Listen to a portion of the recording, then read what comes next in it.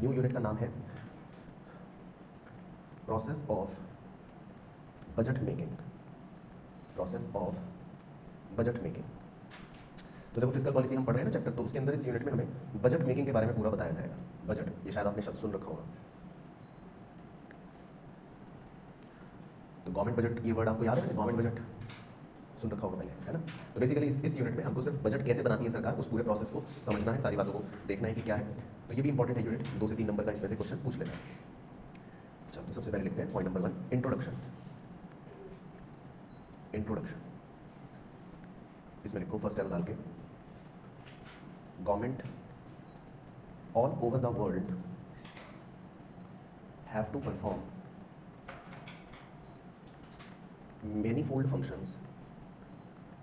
manifold functions from protecting territories, comma, maintaining law and orders, comma, provision of public goods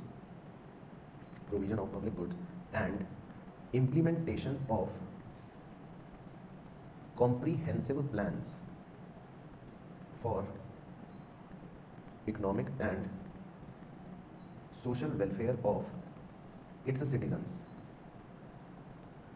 Sorry, comprehensive plans for economic and social welfare of its citizens. तो इस line का basically मतलब ये है कि दुनिया भर में जितनी भी सरकार होती है ना, गवर्नमेंट होती है, चाहे किसी भी देश की आप बात करोगे, तो सरकार के बहुत सारे फंक्शंस होते हैं। जैसे क्या फंक्शन है आप अंडरलाइन कर लेना, प्रोटेक्टिंग टेरिटरीज, अपनी सीमाओं की रक्षा करना, maintaining law and order, law और ऑर्डर मेंटेन रहे इस बात का ध्यान रखना, प्रोविजन ऑफ पब्लिक गुड्स, जनता के लिए जो गुड्स होते हैं, पब्लिक गुड्स तो आपने पढ़ लिए, बताओ है ना, पार्क, हॉस्पिटल, स्कूल, ये सब चीज़ें, इनका प्रोविजन भी सरकार को बनाना पड़ता है। और इसके अलावा भी सामाजिक और आर्थिक, समाज की भलाई करना, मतलब वेलफेयर ऑफ इट्स सिटीजन, ये सब सरकार की ही जिम्मेदारी होती है।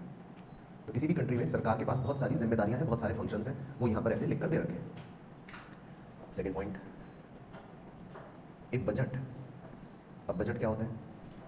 A budget is a statement that presents the details of के बाद जो लिखेंगे वो इंपॉर्टेंट है, तो हाईलाइट कर देता हूँ, डिटेल्स ऑफ, इनवर्टेड कॉमास में लिखना, where the money comes from and where the money goes to, inverted commas. तो सिंपल भाषा में बजट का मतलब है कि ये एक स्टेटमेंट है ना, ये एक सरकार का आप कह सकते हो एक स्टेटमेंट है, जिसमें सरकार सारी वो बातें रिकॉर्ड करती है कि पैसा कहाँ से आ रहा है, और सारी वो बातें रिकॉर्ड करती है कि पैसा कहाँ जा रहा है। तो पैसे आने को कह दिया where the money comes from, and जाने को where the money goes to. तो पैसा कहाँ से आ रहा है और पैसा कहाँ जा रहा है, इस स्टेटमेंट में सरकार रिकॉर्ड करती है ना। और इसी के नीचे आप लिख सकते हो, इसी के जस्ट नीचे लिख सकते हो, डायग्राम चाहे मत बनाओ, कि भाई द बजट ऑल्सो कंटेन्स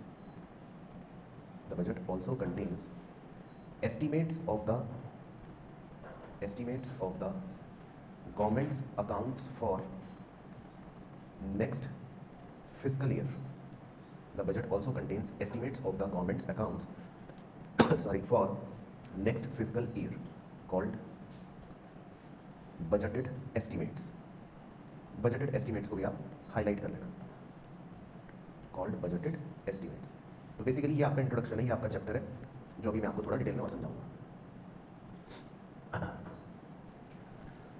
ठीक है, तो बेसिकली बजट जो है उसके अंदर सरकार अपने एस्टिमेट्स लिखती है आने वाले वर्ष के, नेक्स्ट फिस्कल ईयर के आने वाले वर्ष के सरकार अपने अकाउंट्स लिखती है। अकाउंट्स का मतलब है कि उसमें रिसिप्ट्स भी लिखती है, पेमेंट्स भी लिखती है, और ये सब एस्टिमेट्स होते हैं, अनुमान होते हैं, ध्यान रखना। इसमें सरकार अपना सारा जो आने वाले फ्यूचर में एक साल है उसका सारा जो एस्टिमेट है वो लिखती है, इसीलिए इसका नाम है बजटेड एस्टिमेट्स। कि सरकार को लगता है, एस्टिमेट होता है कि हम कहाँ कहाँ खर्चा करेंगे या हमें कहाँ कहाँ से पैसे मिलेंगे, तो इस स्टेटमेंट को गवर्नमेंट बजट कहते हैं बेसिकली। ठीक है, समझ आ गया गवर्नमेंट बजट क्या है? तो गवर्नमेंट बजट के अंदर सरकार अपने बेसिकली एस्टिमेट्स लिखती है कि पैसा कहाँ से आएगा और पैसा कहाँ जाएगा। तो वैसे आपने कभी रियल लाइफ में देखा है बजट? मतलब न्यूज़ में सुना है, न्यूज़ में आता है ना, एक बड़ा इवेंट होता है उस दिन, न्यूज़ में, न्यूज़ चैनल्स पे वही चलता है पूरे दिन, तो it is a big event. चलो तो सेकंड पॉइंट लिखते हैं। सेकंड पॉइंट बहुत इंपॉर्टेंट है, एग्जाम के लिए आप मार्क कर लो, है बहुत बड़ा, क्योंकि इसमें आपको पूरा प्रोसेस है, ये रटना पड़ेगा पूरा प्रोसेस, लेकिन इंपॉर्टेंट भी है एग्जाम के लिए।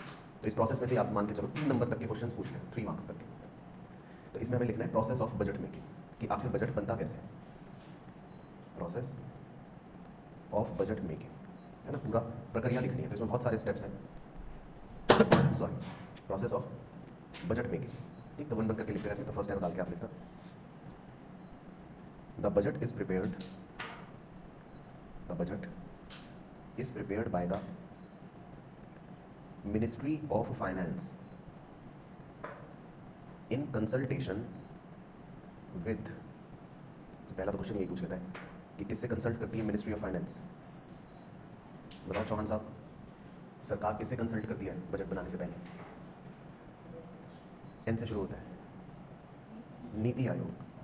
ठीक है, AAYOG, नीति आयोग। इसमें नीति की फुल फॉर्म बताओ, नीति की फुल फॉर्म बताओ, नीति की नहीं पता किसी को? तो कॉमन है तो लिख लो, नेशनल इंस्टीट्यूशन फॉर ट्रांसफॉर्मिंग, और आई से क्या होगा? India, national institution for transforming India. ठीक है, तो नीति आयोग से कंसल्ट करती है। हाँ, ट्रांसफॉर्मिंग मतलब परिवर्तन।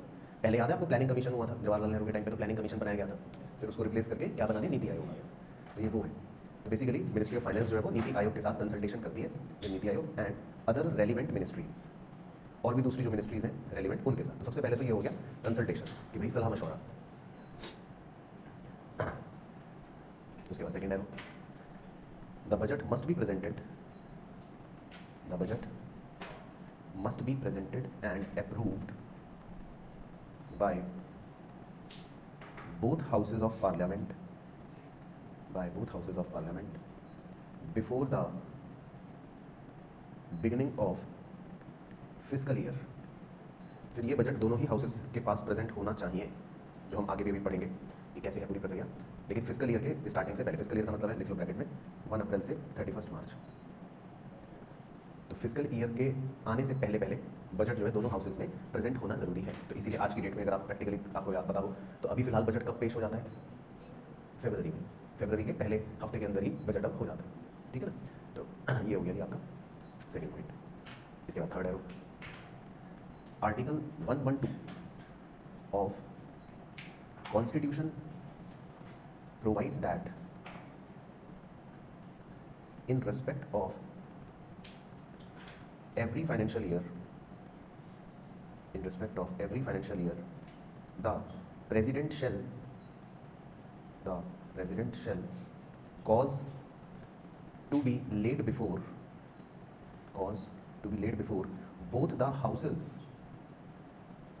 of parliament a statement of estimated receipts and expenditure of the government of India for that year, comma, referred as annual financial statement। annual financial statement को आप ब्लॉक बना लेना, referred to as annual financial statement।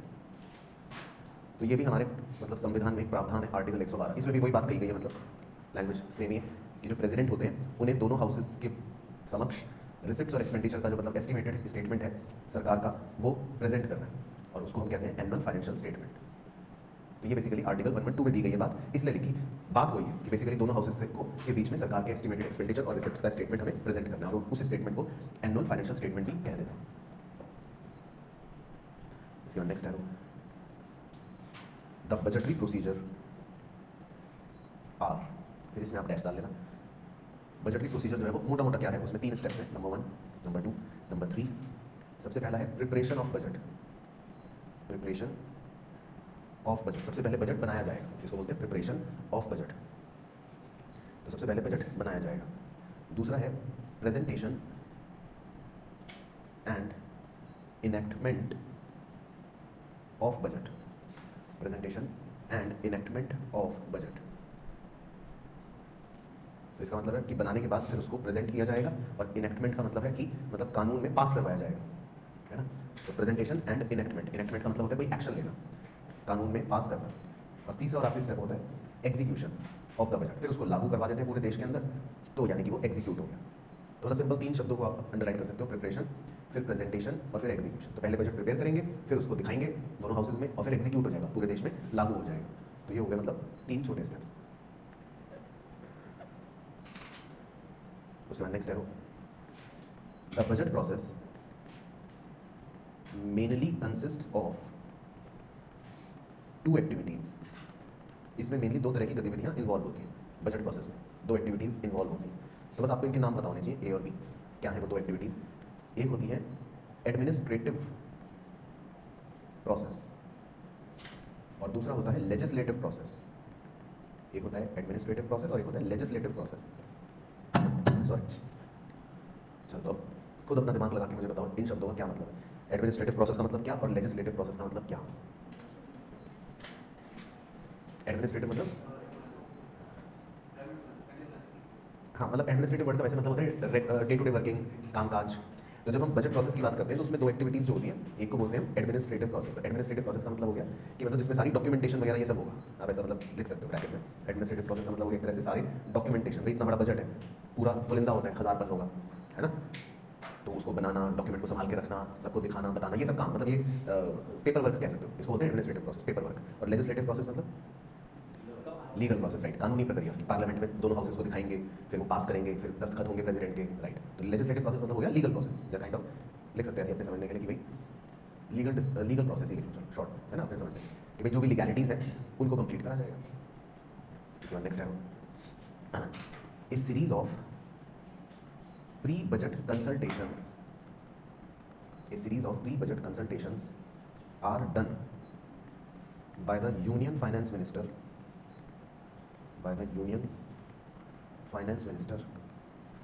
with Chief Ministers of State,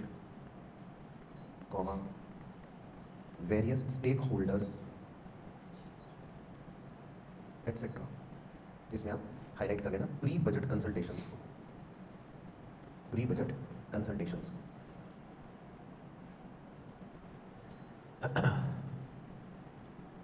तो pre budget consultation का मतलब,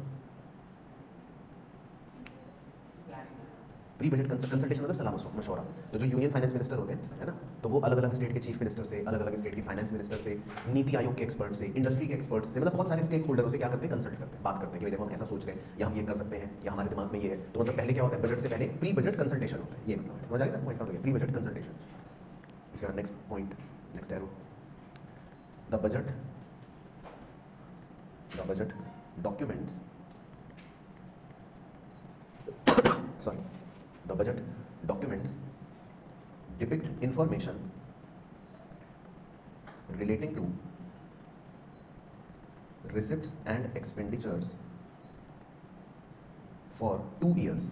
2 years को भी आप अंडरलाइन कर रहे हैं, for 2 years। और इसके नीचे से बाइफरकेशन करना 3 arrow. The budget documents depict information relating to receipts and expenditures for 2 years। 2 years को अंडरलाइन करके 3 बाइफरकेशन करना, पहले में लिखना budget estimates ब्रैकेट में BE of receipts and expenditure in respect of current and ensuing ensuing financial year। budget estimates of receipts and expenditure in respect of current and ensuing financial year। दूसरे bifurcation में for the current year through revised estimates, for the current year through revised estimates bracket में RE। और third, actuals of the year preceding current year, actuals of the year preceding current year. तो ये 3 documents मतलब 3 बातें इसमें budget document के अंदर होती हैं, BE, RE और एक्चुअल्स। तो शॉर्ट में ऐसे कीवर्ड याद रख लेना, वही हाईलाइट कर देता हूँ, BE, RE और एक्चुअल्स। तो सर ये क्या है BE, RE और एक्चुअल्स? तो BE का मतलब है अनुमान, एस्टिमेट लगाते हैं हम इस साल का और आने वाले साल का, तो दोनों वर्षों का अनुमान कि भाई बजट एस्टिमेट्स क्या है, हमारे रिसिप्ट्स में एक्सपेंडिचर के हमारे एस्टिमेट्स क्या हैं, तो ये तो हो गया अनुमान। अच्छा, फिर अगर करंट ईयर में कोई अनुमान चेंज करा आपने, कोई एस्टिमेट रिवाइज करा, तो वो हो गया, यानी for the current year through revised estimates. समझ गए? रिवाइज एस्टिमेट्स का मतलब कई बार आपका एस्टिमेट चेंज भी हो जाता है करंट ईयर में, तो वो हो गया। और तीसरा हो गया कि प्रीवियस ईयर का, पिछले साल का, मतलब कि ईयर प्रीसीडिंग करंट ईयर, पिछले साल का एक्चुअल्स, क्योंकि पिछला साल तो बीत चुका, वो तो हिस्ट्री है, तो उसके बारे में तो आपको एक्चुअल पता ही होगा कि कितना खर्चा करा पिछले साल, कितनी रिसिप्ट्स हुई, तो पिछले साल का हमें एक्चुअल्स, यानी कि जो एक्चुअल फिगर, तो ये अनुमान नहीं है। तो मतलब ऐसी सिंपल भाषा में समझने के लिए हो गया, पहले का मतलब है अनुमान, दूसरे में अनुमान में परिवर्तन या अनुमान में कोई चेंज हो गया, और तीसरे में तो एक्चुअल है, तो ये अनुमान नहीं है, इसका मतलब है कि पिछले साल की हकीकत, एक्चुअल। समझ गए? तो अनुमान, अनुमान में चेंज और हकीकत, तो 3 कागज होंगे बजट डॉक्यूमेंट के अंदर। ठीक है, तो समझ आ गए पॉइंट्स? तो आपको हर पॉइंट का बस मीनिंग समझना इंपॉर्टेंट है। उसके बाद नेक्स्ट पॉइंट, नेक्स्ट है the budget speech. Budget speech सुनिए, चौहान साहब टीवी पे आती है, निर्मला सीतारमण जी कई वर्षों से आती थी ना, स्पीच देती है, तो सुनिए speech. The budget speech of finance minister is usually, बताओ स्पीच कितने पार्ट्स में होती है?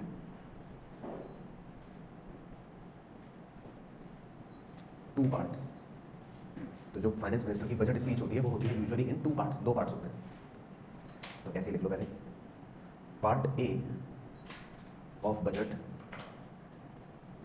sorry gives an outline of prevailing macroeconomic situation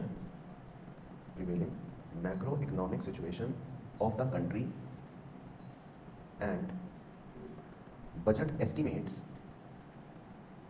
for next financial year। तो ये तो होता है पहला पार्ट, फाइनेंस मिनिस्टर की स्पीच का ये होता है जी पहला पार्ट, पार्ट ए, जिसमें फाइनेंस मिनिस्टर जो है वो प्रिवेलिंग मैक्रो इकोनॉमिक कंडीशंस बताते हैं कि फिलहाल देश में क्या चल रहा है और हमारे अनुमान क्या हैं और हमारे नेक्स्ट ईयर को लेकर अनुमान क्या है। तो निर्मला सीतारमण जी की अगर आप स्पीच सुनोगे, जो भी बजट स्पीच थी, या किसी भी फाइनेंस मिनिस्टर की सुनोगे, तो पहले पार्ट में, पार्ट ए में वो अभी क्या हालात चल रहे हैं देश के वो बताते हैं और क्या अनुमान है वो बताते हैं। तो पार्ट ए तो ये हो गया। और पार्ट बी में बताओ फिर क्या बताते हैं फाइनेंस मिनिस्टर? वो सारी कहानियां जो आप न्यूज़ में, जो न्यूज़ में आप मेन हेडलाइन सुनते हो, वो पार्ट बी होती है कि सरकार ने 1 लाख करोड़ का पैकेज दिया इनको, गरीबों के लिए ये करा, वहाँ पे स्कूल खोलने की बात करी, ये वो करी, मतलब जो फिर प्रोविजंस होते हैं वो पार्ट बी में। तो part B of budget speech, part B of budget speech details the progress the government has made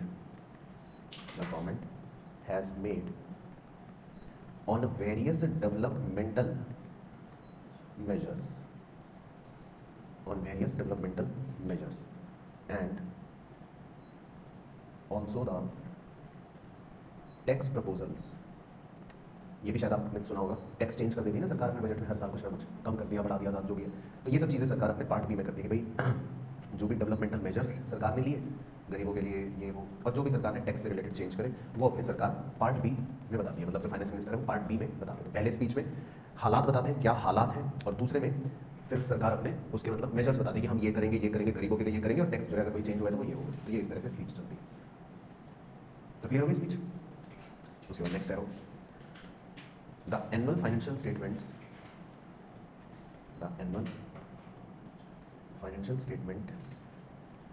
shows the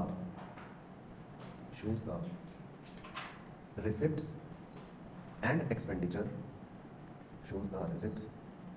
expenditure of government in 3 separate parts। 3 separate parts को भी आप हाईलाइट कर लेना और इसके नीचे से 3 बाइफर्केशन निकाल लेना, 1 2 3, इन 3 सेपरेट पार्ट्स। तो क्या है वो 3 सेपरेट पार्ट्स? ये नाम याद रखने, सब एमसीक्यू में आपसे पूछ रहा था। तो पहले को बोलते हैं consolidated fund of India,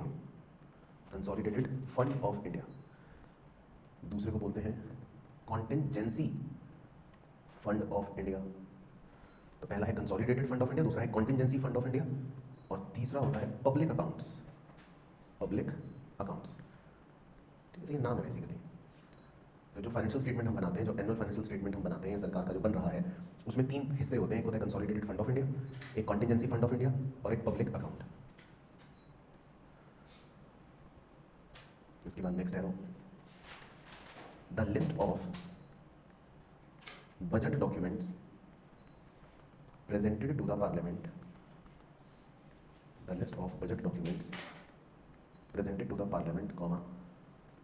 besides the finance minister's speech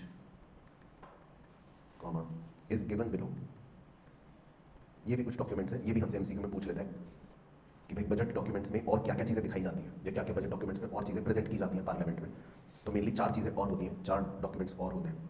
तो ए है, वो तो आपने ऊपर लिख ही लिया, एनुअल फाइनेंशियल स्टेटमेंट्स, है ना, ये तो आपने ऊपर लिख ही लिया कि भाई एनुअल फाइनेंशियल स्टेटमेंट AFS। दूसरा दिखाते हैं जी, इसका नाम है डिमांड फॉर ग्रांट्स DG, जो भी थोड़ी देर में बताऊंगा कि क्या है डिमांड फॉर ग्रांट्स DG। तीसरा होता है जी फाइनेंस बिल, ये भी थोड़ी देर में देखेंगे, फाइनेंस बिल। और चौथा होते हैं जी स्टेटमेंट्स मैंडेटेड अंडर, कानून का नाम लिखना है अंडर के बाद, कानून का नाम है FRBM एक्ट, FRBM एक्ट। तो FRBM आपने 12th में पढ़ रखा है, क्या होता है FRBM? बताओ युवराज बाबू, किताब में तो नहीं दिख रहा है ऐसे। चलो F से हिंट दे देता हूँ, F से फिस्कल है, R से रेस्पॉन्सिबिलिटी, सर हमने नहीं पढ़ा। B से मतलब एंड भी आएगा बीच में, fiscal responsibility and budget, M से बताओ मैनेजमेंट, राइट। तो ये कानून है FRBM act, fiscal responsibility and budget management act. तो इस कानून के तहत 2 चिट्ठे लगाने पड़ते हैं हमें, तो दोनों चिट्ठों के नाम लिखते हैं डैश डाल के। पहला होता है macro economic framework statement, macro economic framework statement कि भाई क्या हालात है मैक्रो इकोनॉमिक। और दूसरा मीडियम टर्म फिस्कल पॉलिसी कि भाई सरकार की फिस्कल पॉलिसी क्या है मीडियम टर्म की, कम यानी कि साथ ही साथ फिस्कल पॉलिसी स्ट्रेटेजी स्टेटमेंट, और सरकार की फिस्कल पॉलिसी की स्ट्रेटेजी क्या रहेगी। तो बेसिकली नाम है दोनों स्टेटमेंट्स के, तो ये तो आपको खैर लर्न करने में मेनली तो पूछ लेते हैं एमसीक्यू में कि FRBM एक्ट के तहत कौन से 2 स्टेटमेंट मैंडेटेड है, मतलब कंपलसरी है। तो ये 2 स्टेटमेंट्स हैं, मैक्रो इकोनॉमिक फ्रेमवर्क स्टेटमेंट और मीडियम टर्म फिस्कल पॉलिसी कम फिस्कल पॉलिसी स्ट्रेटेजी स्टेटमेंट। ठीक है, तो नाम आप सही सही लिखना।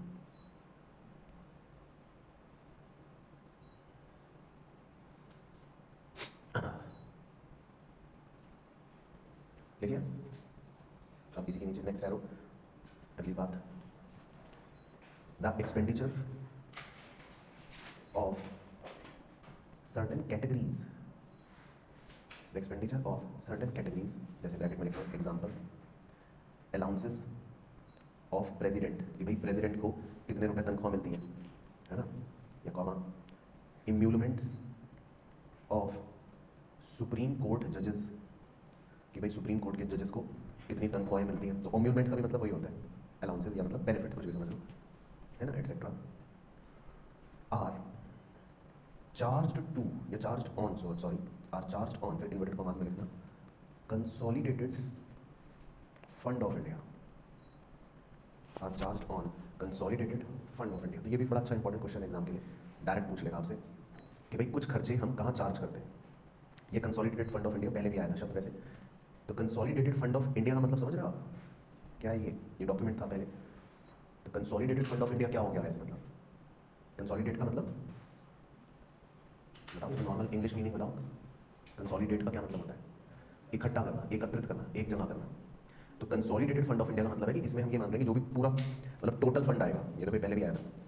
एनुअल फाइनेंशियल स्टेटमेंट में 3 पार्ट्स होते हैं, तो पहला पार्ट क्या होता है कंसोलिडेटेड फंड ऑफ इंडिया, मतलब पूरे भारत से मान लो जो इकट्ठा फंड आएगा, तो हम ये जो सुप्रीम कोर्ट के जज होते हैं या प्रेसिडेंट की जो तनख्वाह होती है, मतलब कुछ खर्चे एक्सपेंडिचर ऑफ सर्टेन कैटेगरीज, कुछ खर्चों को हम कंसोलिडेटेड फंड में से ही चार्ज कर देते हैं, क्योंकि ये बहुत बड़ी बात होगी ना भाई प्रेसिडेंट की तनख्वाह। तो प्रेसिडेंट की तनख्वाह कोई ऐसा खर्चा नहीं है जिसको हम बाकियों के साथ मर्ज करें, तो इन कुछ खर्चों को हम कंसोलिडेटेड फंड ऑफ इंडिया में से ही चार्ज कर देते हैं, मतलब एडजस्ट कर लेते हैं। ये मतलब तो ये पूछ लेते हैं कई बार कि ये खर्चे कहाँ से चार्ज होते हैं, तो आंसर हो जाएगा consolidated fund of India.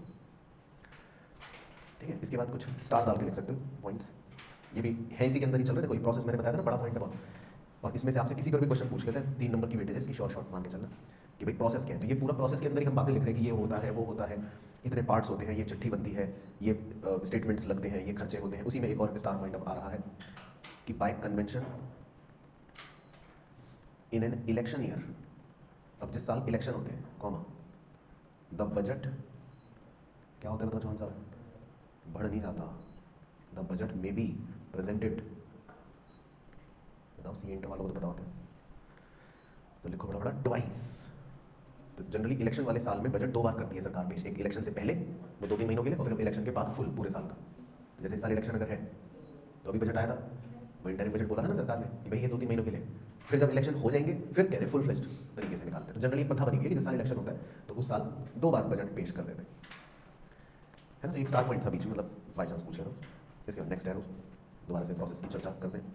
Next arrow में है the budget is discussed in 2 stages. अब बजट की जो चर्चा होती है वो 2 स्टेजेस में होती है। इन लोकसभा, तो लोकसभा में बजट पर चर्चा 2 स्टेजेस में होती है। तो इसी के नीचे लिखना, the Lok Sabha has the power to concur और to refuse any demand or even reduce the amount of grant sought by government, grant sought by government, full stop। ठीक है, अभी समझाऊंगा, फिर इसी के नीचे लिखना, the budget is laid down, the budget is laid on the table of the Rajya Sabha soon after the finance minister has completed the speech in Lok Sabha, full stop। The Rajya Sabha does not vote on the demands of grant, and there is only general discussion,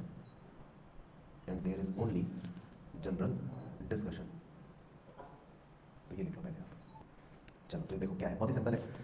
तो basically Lok Sabha में 2 stages में discussion होता है, ये तो एक छोटा point हो गया। लेकिन लोकसभा जो होता है उसमें पहले जो फाइनेंस मिनिस्टर है वो अपना बजट दिखाते हैं लोकसभा में। तो लोकसभा में ये शक्तियां हैं कि मान लो सरकार ने ग्रांट मांगा, ठीक है, सरकार ग्रांट मांग रही है। ग्रांट का मतलब है कि सरकार मान लो कह रही है कि हमें बजट के लिए अगले साल, ऐसे लिख रहा हूँ कुछ भी, 1 लाख करोड़ रुपए चाहिए। तो इसका मतलब सरकार कितना ग्रांट चाहती है, 1 लाख करोड़। अब लोकसभा में जब इस पर जिक्र हुआ तो लोकसभा में ये पावर है कि वो मना भी कर सकते हैं या इसको कम भी कर सकते हैं। यही लिखा है कि देखो, the Lok Sabha has the power to concur और टू रिड्यूस या रिफ्यूज एनी डिमांड और even reduce the amount of grant sought by government. तो समझ आ गया पॉइंट। तो लोकसभा में मना कर सकते हैं भाई ये इतना नहीं मिलेगा या ये ज़्यादा है, कम मिलेगा। अच्छा जी, अब जैसे ही लोकसभा में कंप्लीट होती है स्पीच फाइनेंस मिनिस्टर की, तो उसके बाद फिर ये बजट कहाँ पहुंच जाता है लोकसभा पे जाने के बाद, राज्यसभा। तो ये लिखा है कि the budget is laid on the table of Rajya Sabha soon after the finance minister completed the speech in Lok Sabha. अब राज्यसभा में जो है वहां पर ये अमाउंट कम या ज्यादा नहीं करते। लास्ट पॉइंट में लिखा है the Rajya Sabha does not vote on the demands of grant. तो वो लोग ग्रांट के डिमांड्स पर वोट नहीं करते कि भाई ये ज्यादा मांग रहे हैं, कम मांग रहे हैं, नहीं। वो सिर्फ क्या करते हैं, जनरल डिस्कशन। तो आमतौर पे तो फॉर्मेलिटी होती है बस कि हाँ हाँ ठीक है, चलो ठीक है, ओके, ऐसा फॉर्मेलिटी, ये मतलब है। तो समझ आ गया क्या लिखा है आपने। तो बेसिकली लोकसभा में पावर है सरकार की ग्रांट को कम करने की, और लोकसभा में स्पीच खत्म होती है, बजट राज्यसभा में पहुंच जाता है, और राज्यसभा में कुछ ऐसा कम करते नहीं है, और उसमें सिर्फ एक जनरल डिस्कशन होता है। फिर देखो उसके बाद क्या होता है, next arrow, after the discussion या after the general discussion, comma, the government introduces appropriation bill, the government introduces appropriation bill। appropriation bill को आप हाईलाइट कर लेना, अभी समझाऊंगा। तो after the general discussion the government introduces appropriation bill. अब ये एप्रोप्रिएशन बिल क्या है, एक छोटा सा एरो डाल के लिख लो कि भाई ये क्या है। It is intended to give authority, it is intended to give authority to the government to incur expenditure from and out of consolidated fund of India, full stop। it is intended to give authority to the government to incur expenditure from and out of consolidated fund of India, full stop. इसको बादल बना लेना और फिर इसी के नीचे लिखना, फिर समझाता हूँ एक साथ। इसी के जस्ट नीचे लिखना, motions for reduction to various demands for grants are made in the form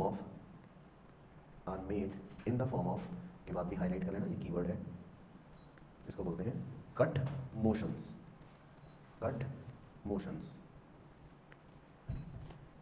The motion for reduction to various demands for grants are made in the form of cut motions seeking to reduce the sum sought by the government, sum sought by the government. तो general discussion के बाद क्या होता है वो लिखा है basically कि भैया राज्यसभा में जनरल डिस्कशन हो गया, उसके बाद क्या होगा सॉरी, तो उसके बाद बेसिकली गवर्नमेंट एक एप्रोप्रिएशन बिल इंट्रोड्यूस करती है। एप्रोप्रिएशन बिल का मतलब है कि मतलब एक तरह से सरकार को अथॉरिटी मिल जाए, यानी कि सरकार को शक्तियां मिल जाए कि भाई जो भी हम खर्चा करना चाहते हैं और जो भी हम पैसा निकालना चाहते हैं कंसोलिडेटेड फंड ऑफ इंडिया से वो निकाल सके। तो इस बिल को क्या देते हैं? Appropriation bill.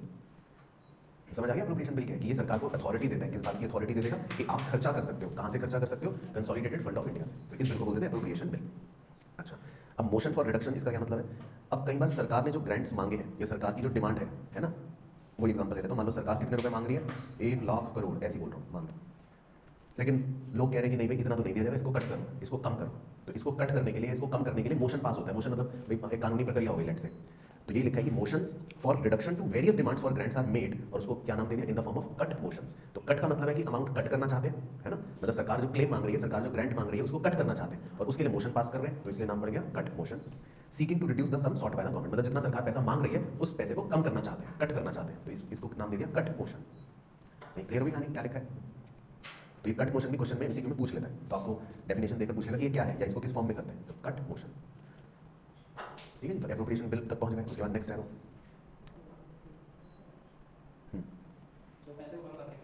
हाँ, जो सरकार ग्रांट मांग रही है उसको कम करने के लिए या कट करने के लिए कट मोशन। इसके बाद नेक्स्ट एरो में the finance bill seeking to give effect to the finance bill seeking to give effect to the government's taxation proposal is introduced in Lok Sabha immediately after the presentation of general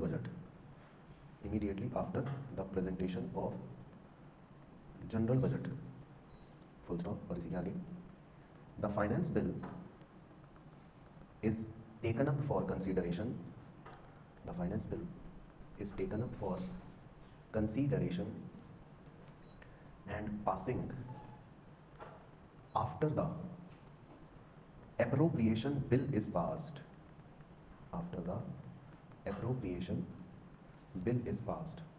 बाकी bracket में लिख लेते हैं finance bill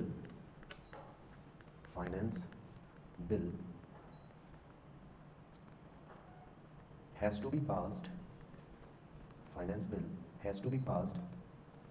within 75 days of its introduction। एक तो 75 days को भी highlight कर लेंगे और सबसे पहले मेन वर्ड हाईलाइट करें ना, फाइनेंस बिल।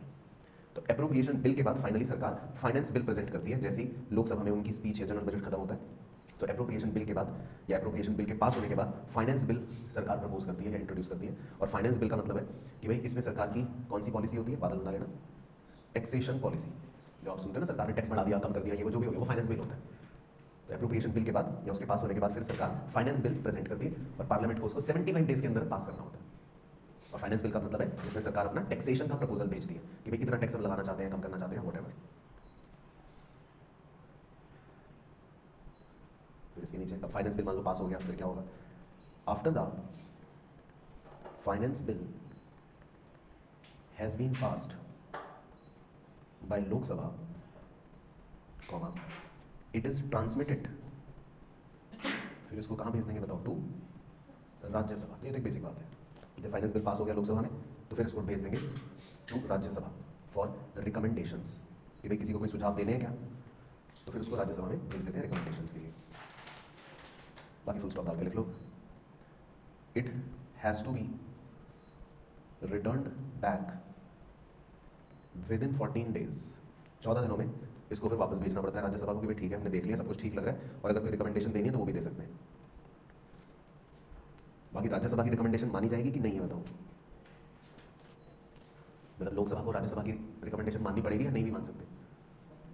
नहीं भी मान सकते, ठीक है। तो राज्यसभा से रिकमेंडेशन भेजेगी 14 दिन के अंदर। अब लोकसभा को लगता है कि करना है चेंज तो करेंगे, नहीं लगता तो नहीं करेंगे। तो ये भी लिख लेते हैं बात, ब्रैकेट में लिखना चाहिए कि भाई recommendations of Rajya Sabha may be accepted, recommendations of Rajya Sabha may be accepted और rejected by Lok Sabha.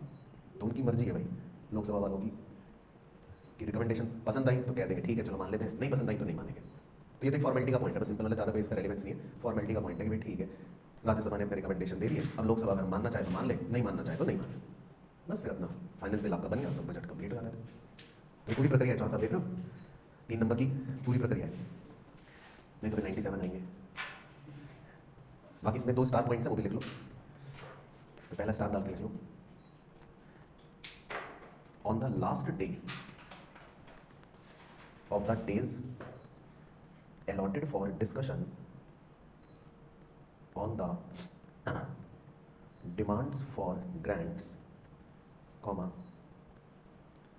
the speaker puts all the outstanding demands for grants to vote of the house, full stop. This process is called. तो ये पूछ लेता है, direct MCQ question आ जाता है कि भाई जो भी आखिरी दिन होता है, मतलब डिस्कशन का जो डिस्कशन का आखिरी दिन होता है जिसमें जो सरकार ग्रांट मांग रही है, यानी कि द डिमांड्स फॉर ग्रांट है ना, जो सरकार ग्रांट मांग रही है तो स्पीकर अपनी सारी डिमांड्स रख देता है कि भाई देखो हम तो इतने रुपए मांग रहे हैं, हमें तो 1 लाख करोड़ रुपए का ग्रांट चाहिए। तो इस पर फिर वोट ऑफ हाउस होता है। वोट ऑफ हाउस का मतलब है कि मतलब वोटिंग होती है ना। तो जो डिस्कशन का आखिरी दिन होता है उसमें स्पीकर अपनी सारी डिमांड्स रख देता है कि भाई हम तो इतने ग्रांट्स मांगना चाहते हैं तो फिर उस पर एक वोट ऑफ हाउस होता है। तो इस प्रक्रिया को क्या कहते हैं, ये है क्वेश्चन। तो ये आपसे डायरेक्टली पूछे, मतलब सीधी स्टेटमेंट आएगी और बस यही पूछेगा कि दिस प्रोसेस इज कॉल्ड, तो इसको क्या कहते हैं,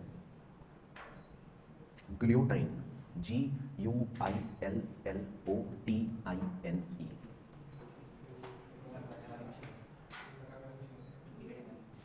अच्छा उसका नाम थोड़ी ना ये, ठीक है। तो इस प्रोसेस को कहते हैं ग्लूटाइन, कुछ भी मतलब अपने हिसाब से बोल लो, GUILLOTINE। तो ये क्वेश्चन भी पूछ लेते हैं, तो इस प्रक्रिया को कहते हैं ग्लूटाइन। एक साथ पॉइंट और है लास्ट, फिर पूरा प्रोसेस कंप्लीट हो जाएगा। कि सिंस 2017-18 2017-18 में comma the date of presentation of budget has been advanced to, क्या कर दिया बताओ अब बजट की डेट, हाँ 1 फरवरी 2017-18 में चेंज हुआ था, बजट की डेट को 1 फरवरी कर दिया गया था। और एक और चीज़ हुई थी वो भी लिख लेते हैं, फुल स्टॉप। 2017-18 में merger of railway budget with general budget. पहले रेलवे बजट अलग आता था, फिर 2017-18 में रेल बजट को मतलब मर्जी कर दिया ताकि रेलवे का भी बजट हम इसी जनरल बजट के साथ ही बता देंगे, उसके लिए क्या अलग से बजट बताना। तो ये भी 2017-18 में हो गया। तो रेलवे बजट को जनरल बजट का ही पार्ट बना दिया था। तो अब रेल बजट अलग से नहीं आता, पहले रेल बजट तो अलग से होता था ऐसे, है ना। तो ये बेसिकली पूरी प्रक्रिया। तो खैर आज तो बस इतना ही करते हैं। तो आज आपने बेसिकली 2 ही बातें सीखी हैं कि बजट क्या है, इंट्रोडक्शन, और उसका पूरा प्रोसेस क्या है बेसिकली, है ना। नेक्स्ट क्लास में आपको ये सिखाऊंगा कि बजट के अंदर चीज़ें क्या होती हैं, मतलब सरकार के एक्सपेंडिचर क्या होते हैं, सरकार के रिसिप्ट्स क्या होते हैं, है ना, और बजट कितने प्रकार का होता है, वो सब बातें करेंगे। लेकिन अभी बस इतना ही करते हैं, चलो, है ना। तो इसको अच्छे से रिवाइज जरूर कर लेना यहाँ तक।